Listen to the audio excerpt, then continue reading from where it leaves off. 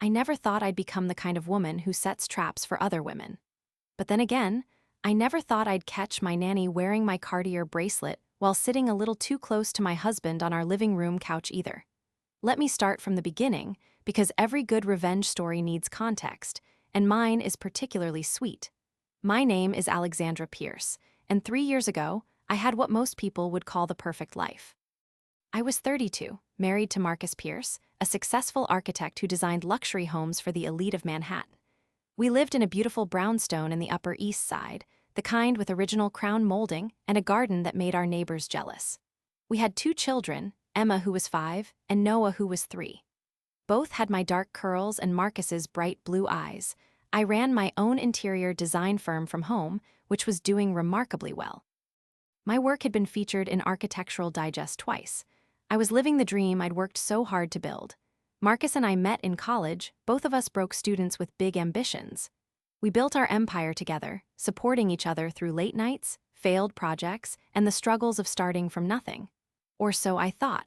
The problem with having everything is that you sometimes forget to pay attention to the small details, like the way your husband's smile changes, or the way your nanny starts wearing perfume that costs more than her monthly salary. Her name was Sophia Martinez. 23 years old, beautiful in that effortless way that makes other women simultaneously envious and insecure. She came to us with impeccable references, a sweet demeanor, and a sob story about supporting her immigrant parents who worked in a laundromat in Queens. She needed the job desperately, she said. She would treat our children like her own, she promised. And she did. Emma and Noah adored her. She was patient, creative, and the house always felt warm when she was around. For 6 months, everything was perfect. I trusted her completely. I even gave her a key to our house and the alarm code. I considered her part of our family. That was my first mistake. The second mistake was not noticing the signs earlier. The way Marcus started coming home for lunch more often. The way Sophia would laugh a little too hard at his jokes. The way she'd touch his arm when she talked to him, just a brush of fingers that could be mistaken for innocent friendliness. But I was busy. I had a major project redesigning a penthouse for a tech billionaire. I was working late nights, taking calls at all hours, managing contractors, and sourcing rare materials from Italy. I was so focused on building my career, on contributing to our family's success, that I missed what was happening right under my nose. The moment everything changed was a Thursday afternoon in October. I told Marcus I had a meeting that would run until 6, but it got canceled at the last minute. The client had a family emergency. I decided to surprise everyone by coming home early. Maybe we could all go out for dinner, I thought. Maybe I could actually be present for once. I walked into my house at 3:30 in the afternoon, and the first thing I noticed was the silence. Not the comfortable silence of an empty house, but the thick, guilty silence of people who are doing something they shouldn't be doing. I should have announced myself. I should have called out that I was home. But something in my gut told me to be quiet, to observe. So I took off my heels and walked softly through my own home like a stranger. The children were at a playdate with my sister, I remembered. Sophia had arranged it. How convenient. I heard laughter from the living room. His laugh, her laugh. The kind of intimate, shared laughter that belongs to people who have inside jokes. People who have secrets. I stood in the hallway, my heart pounding so hard I thought they might hear it. And then I looked around the corner. They weren't kissing. They weren't even touching, really. But sometimes what you see is worse than physical contact. Sophia was sitting on our cream-colored sofa, the one I'd had custom-made in Belgium. She was wearing my jewelry. Not just any jewelry, my Cartier love bracelet that Marcus had given me for our 5th anniversary. The one that required a special screwdriver to remove. The one that cost $15,000. The one that symbolized that our love was locked together, permanent. She was also wearing my Hermes scarf, the limited edition one in burgundy and gold. And my Chanel earrings. But worse than the jewelry was the way she was looking at my husband. The way she was sitting with her legs tucked under her, completely comfortable in my space, wearing my things, looking at my husband like he was hers. Marcus was on the other end of the sofa, but the distance between them felt intimate somehow. He was smiling at her in a way I hadn't seen in months, maybe years. He was looking at her like she was fascinating, like she was special. "You should come with us to the Hamptons next month," he was saying. "The kids would love it, and you've never seen the beach house." Our beach house, the one we bought as a family investment, the one I decorated myself, pouring my heart into every detail. "I don't know," Sophia said, her voice soft and sweet. Wouldn't Alexandra mind, the way she said my name, like I was an obstacle, like I was the other woman in this scenario? Marcus waved his hand dismissively. She'll be working anyway, she's always working. Besides, someone needs to watch the kids, and I trust you more than those agency sitters. I trust you more. Those words hit me like a physical blow. Sophia laughed and reached for her wine glass. Wine. They were drinking wine at 3:30 in the afternoon while I was out working to contribute to the life we'd built. She took a sip, and the sunlight caught my bracelet on her wrist, making it sparkle. "This is beautiful," she said, touching the bracelet. "I've always dreamed of having something like this." "It suits you," Marcus said, and there was something in his voice, something warm. Something I recognized because it used to be directed at me. I wanted to scream. I wanted to storm in there and tear my jewelry off her body. I wanted to throw her out of my house and demand answers from my husband. Every instinct in my body was screaming at me to react, to fight, to cry. But I didn't. Because in that moment, standing in the hallway of my own home, watching my nanny wear my jewelry and flirt with my husband while he looked at her like she hung the moon, I realized something important. If I screamed, if I cried, if I confronted them right then, I would look like the crazy, jealous wife. Sophia would apologize, say she was just trying on the jewelry, that it was innocent. Marcus would be defensive, say I was overreacting, that I was never home anyway, so how could I judge? They would close ranks. The affair, if there even was one yet, would go underground. They would be more careful. And I would be the villain in my own story, so instead I took a deep breath. I pulled out my phone and I took photos. Silent photos, Sophia and my jewelry.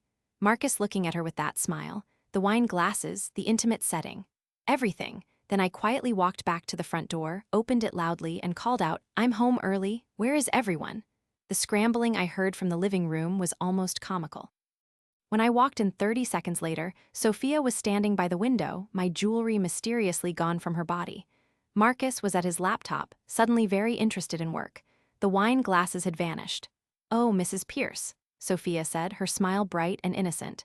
"You're home early. The children are with your sister. I was just discussing next week's schedule with Mr. Pierce." "How lovely," I said, my voice warm and pleasant. "Sophia, I've been meaning to tell you that my bracelet clasp has been feeling loose. Have you seen it around? I thought I left it on my dresser." I watched her face carefully, just a flicker of panic before the smile returned. "No, ma'am, I haven't seen it. Should I help you look?" "That won't be necessary," I said. "I'm sure it will turn up." That night, I couldn't sleep. I lay next to Marcus in our bed, the same bed we'd shared for 8 years, and I felt like I was sleeping next to a stranger. He was on his phone, texting someone and smiling. When I asked who he was talking to, he said it was a client. I didn't believe him. Over the next few weeks, I watched. I observed. I became a detective in my own life. I installed a nanny cam in the living room, hidden in a decorative vase I'd brought back from Morocco. I checked our credit card statements and found charges to restaurants I'd never been to, jewelry stores, lingerie shops. I checked Marcus's phone when he was in the shower and found messages to Sophia that made my stomach turn. "Can't stop thinking about you. You looked beautiful today. I wish things were different." But they were smart, or they thought they were. The messages never crossed into explicit territory. There were no photos, nothing that couldn't be explained away as inappropriate but not quite an affair. I realized they were building up to something. They were in that exciting phase where everything is anticipation and possibility, where they could still pretend they were good people who just had a connection, where they hadn't quite crossed the line yet so they could still feel virtuous. I wanted to catch them. I wanted proof. But more than that, I wanted them to face consequences. Real consequences. The kind that couldn't be smoothed over with apologies and promises. That's when I started planning. I researched Sophia thoroughly. I found her parents' information, their laundromat in Queens, their small apartment above it. I found her social media, which she'd locked down, but her friends' accounts were public. I saw photos of her at clubs, wearing designer clothes, showing off expensive accessories. In one photo from 2 weeks ago, she was wearing my earrings. My Chanel earrings. And she'd tagged the location as an exclusive Manhattan nightclub where the cover charge alone was $200. How does a nanny making $40,000 a year afford that lifestyle? The answer was obvious. She couldn't. Someone was funding it. And I had a pretty good idea who. I also discovered something else interesting. Sophia's parents were deeply religious, traditional Catholics who'd sacrificed everything to come to America and give their daughter opportunities. Her father worked 16-hour days at the laundromat. Her mother cleaned houses. They were proud, hardworking people who believed in honesty, family values, and respect. What would they think of their daughter now? Wearing stolen jewelry, seducing a married man, drinking expensive wine in the middle of the afternoon, an idea began to form in my mind. It was petty. It was calculated. It was absolutely perfect. I spent the next 2 weeks being the sweetest version of myself. I complimented Sophia constantly. I gave her small gifts, a nice scarf, some perfume samples. I asked about her family, expressed interest in meeting her parents. I told her how grateful I was for all her hard work, how she was part of our family. I watched her confusion. She'd been expecting me to confront her, to be the jealous wife. Instead, I was kind. It made her uneasy. I could see it in her eyes. I also started being sweeter to Marcus. I made his favorite meals. I initiated intimacy. I laughed at his jokes. I asked about his work. I was the version of the wife he'd married before life got complicated and busy. He seemed confused too, and maybe a little guilty. Good, then on a Friday afternoon I made my move. I called Sophia into my home office where I was working on fabric samples. "Sophia, I have a huge favor to ask," I said, my tone warm and conspiratorial. "I'm planning a surprise dinner party for Marcus next Saturday. It's our anniversary, and I want to do something special. I'd love for you to help me set up and maybe stay to help serve. I'll pay you extra, of course. And I was thinking, since you're so wonderful and you've become such an important part of our family, maybe you could invite your parents? I'd love to finally meet them and thank them for raising such an amazing person." I watched her face cycle through emotions. Surprise, panic, confusion. She couldn't say no without seeming suspicious. But saying yes meant bringing her parents into the situation. "That's so kind of you, Mrs. Pierce," she said slowly. "But my parents are very busy. They work weekends." "Oh, I insist," I said, my smile bright. "Please, it would mean so much to me. I'll even send a car for them. Consider it my thank you for all your hard work." 7 p.m. next Saturday, she had no choice but to agree. The next week I prepared. I bought the most expensive ingredients. I hired a bartender and a pianist. I invited our closest friends, people who'd known Marcus and me since college, people who knew our story. I told them we were celebrating our anniversary and renewing our vows. I bought a new dress, got my hair done, had my nails manicured. I also did something else. I created a beautiful photo album of our 8 years of marriage, every important moment. Our wedding, the birth of our children, the first house we bought together, every milestone. I had it professionally bound with gold lettering. Alexandra and Marcus, a love story, and I made sure to include recent photos too. Photos I'd taken over the past month. Sophia in my jewelry, text messages I'd recovered from Marcus's cloud backup, credit card statements. All beautifully arranged with captions explaining what each image meant. It was a masterpiece of evidence and emotion. Saturday arrived. The house looked beautiful. I'd outdone myself with the decorations, cream and gold everywhere, roses from our wedding. It looked like a fairy tale. Sophia arrived early to help set up. She was wearing a simple black dress, but I noticed she'd gotten her hair done. She was wearing makeup. She looked beautiful, and I could see her checking herself in the mirrors, clearly hoping Marcus would notice. Marcus came home from his office at 6, surprised by the party. "What's all this?" he asked, but he was smiling. He loved being the center of attention. "It's our anniversary," I said, kissing his cheek. 8 years, I wanted to celebrate properly. Guests started arriving at 7. Sophia's parents came in the car I'd sent, looking uncomfortable in their Sunday best. They were sweet people, clearly confused about why they were at this fancy party. Sophia looked panicked when she saw them, but she hugged them and introduced them to me. "Mr. and Mrs. Martinez, I'm so glad you could come," I said warmly. "Your daughter is absolutely wonderful. She's become part of our family." Sophia's mother beamed with pride.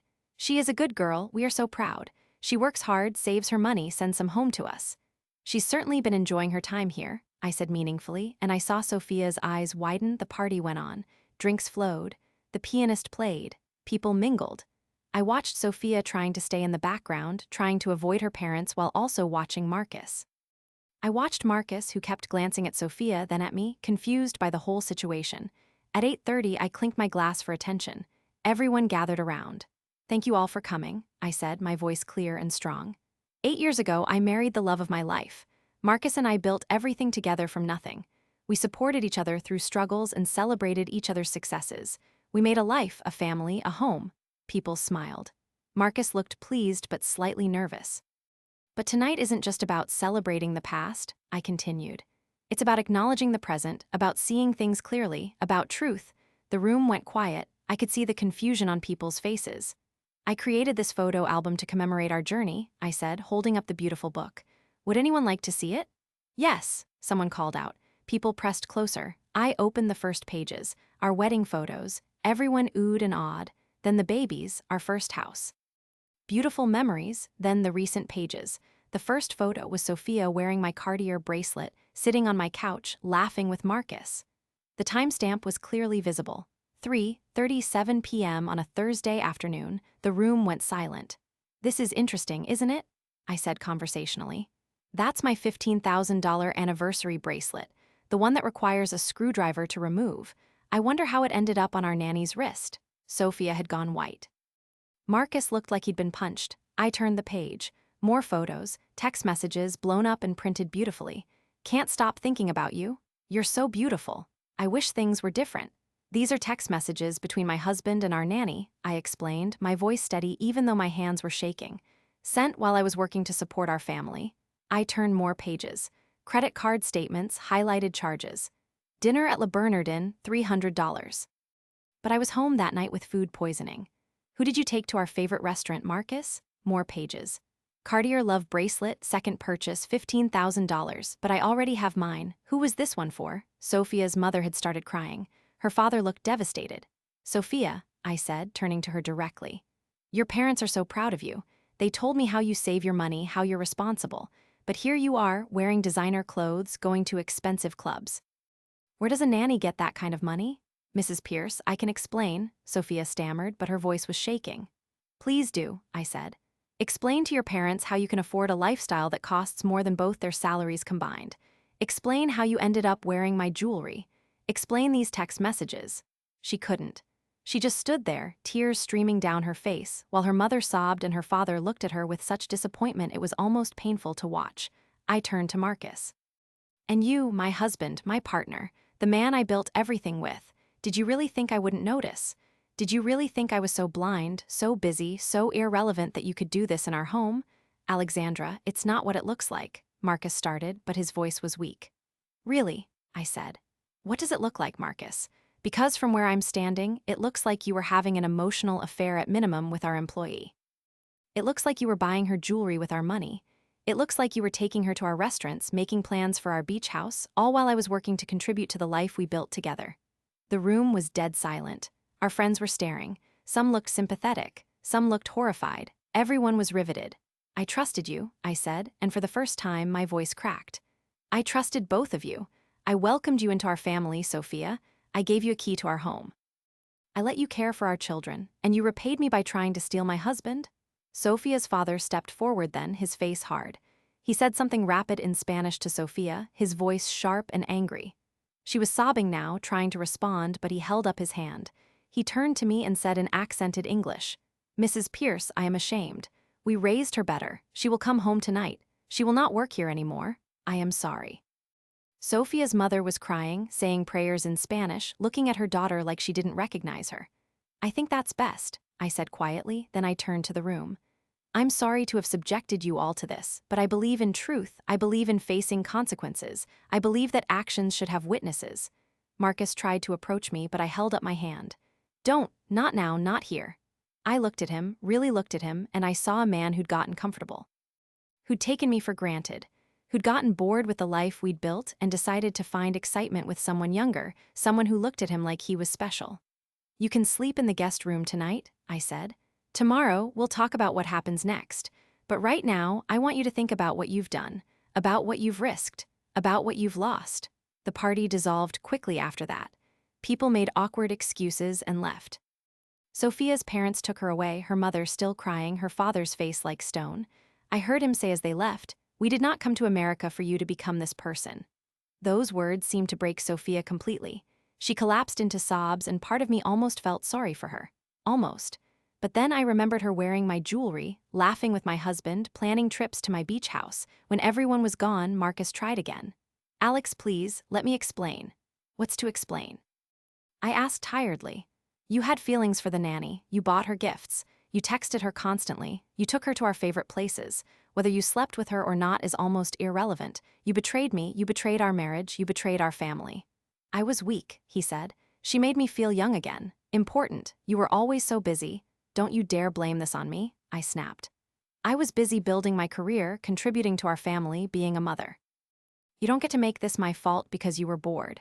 He looked at me then, really looked at me, and I saw him realize what he'd done, what he'd lost. I'm sorry, he whispered. I know, I said, but sorry doesn't fix this.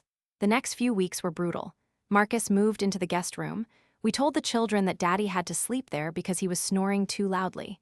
They accepted it with the easy faith of young children. We went to couples counseling. Marcus begged for another chance. He swore nothing physical had happened with Sophia, that it was just an emotional connection that got out of hand. He swore he loved me, that he'd been an idiot, that he'd spend the rest of his life making it up to me. I listened. I processed. I thought about what I wanted. The truth was, I still loved him. We had 8 years together, 2 children, a whole life. People make mistakes. People get weak. The question was whether this was forgivable. But more than that, I thought about what I'd learned about myself through all of this. I'd learned that I was stronger than I thought, that I could be strategic instead of emotional, that I could face betrayal and come out on top. I'd also learned that I'd been neglecting myself.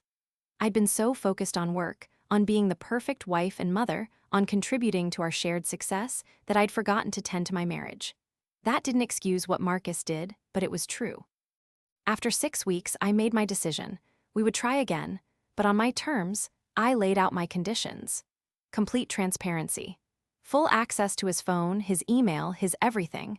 Weekly therapy, both couples and individual for him. He would make an effort with our family, be present, be engaged. He would court me again, remind me why I fell in love with him. And if he ever did anything like this again, I would take him for everything he had and make sure everyone knew exactly what he'd done. He agreed to everything. That was 2 years ago. It's been hard. Some days I look at him and I still see that afternoon, see him looking at Sophia like she was special. Some days the trust issues are overwhelming, but therapy helped. Time helped. Effort helped. Marcus has been true to his word. He shows up. He's present. He's attentive. We go on date nights. He tells me I'm beautiful. He makes an effort to understand my work and support my ambitions. We're rebuilding. It's not the same marriage we had before, but maybe that's okay. Maybe this version is more honest, more aware, more intentional. As for Sophia, I heard through the grapevine that she moved back in with her parents. She's working at their laundromat now. Her social media went completely silent. Her friends stopped posting photos with her. I imagine it's been a hard 2 years for her too. Part of me feels guilty about the public humiliation, about inviting her parents, about exposing her in front of everyone. It was cruel, strategic, calculated. But then I remember that she knew exactly what she was doing. She knew I was kind to her. She knew I trusted her. She knew she was in my home, caring for my children, wearing my jewelry, and trying to steal my husband, and she did it anyway, so no, I don't feel that guilty. She faced consequences for her actions. Her parents saw who she really was. Everyone saw who she really was. Sometimes revenge isn't about destroying someone. It's about making sure the truth is visible. It's about making sure that people face the natural consequences of their choices. I didn't scream at Sophia. I didn't fire her in a rage. I didn't confront Marcus in tears. I didn't play into the stereotype of the hysterical, jealous wife. Instead, I documented everything. I waited. I planned. And then I invited the right audience to witness the truth. The lesson I learned from all of this: trust your instincts. If something feels wrong, it probably is. And when you face betrayal, you have choices. You can react emotionally, or you can respond strategically. I chose strategy. And while the path hasn't been easy, I'm proud of how I handled it. I'm proud that I didn't let them make me into the villain. I'm proud that I exposed the truth without losing my dignity. My marriage may never be what it was, but I'm not sure that's a bad thing. What we had before was built on assumptions and comfort. What we're building now is built on truth and effort. Time will tell if that's enough, but one thing is certain. I'll never be the woman who doesn't pay attention again. I'll never be so busy that I miss what's happening in my own home. And I'll never, ever let anyone wear my jewelry without permission. As for Marcus, he knows he's on thin ice. He knows that I gave him a second chance, but there won't be a third. He knows that I'm no longer the sweet, trusting wife who assumes the best of everyone. He knows now that I'm someone who documents everything, who thinks strategically, who isn't afraid to expose the truth to the people who matter most. Is that a healthy foundation for a marriage? I'm not sure, but it's honest. And after everything, honesty is what matters most. The funny thing is, people told me I should have just divorced him immediately. That I was weak for taking him back. But I don't see it that way. I see strength in choosing to fight for what you built. I see power in setting terms and demanding change. I see wisdom in understanding that people are complex and mistakes happen, but I also see justice in making sure that betrayal has consequences. And that's what that anniversary party was really about. Not just revenge, but justice. Making sure that everyone saw the truth. Making sure that Sophia couldn't just move on to another family without anyone knowing what she'd done. Making sure that Marcus understood exactly what he'd risked. Now, when we're at parties and someone mentions nannies, I see Marcus shift uncomfortably. When we interview babysitters, he's overly formal, keeping distance. He knows that I'm watching. He knows that I remember, and Sophia, I'm sure she thinks about that night too.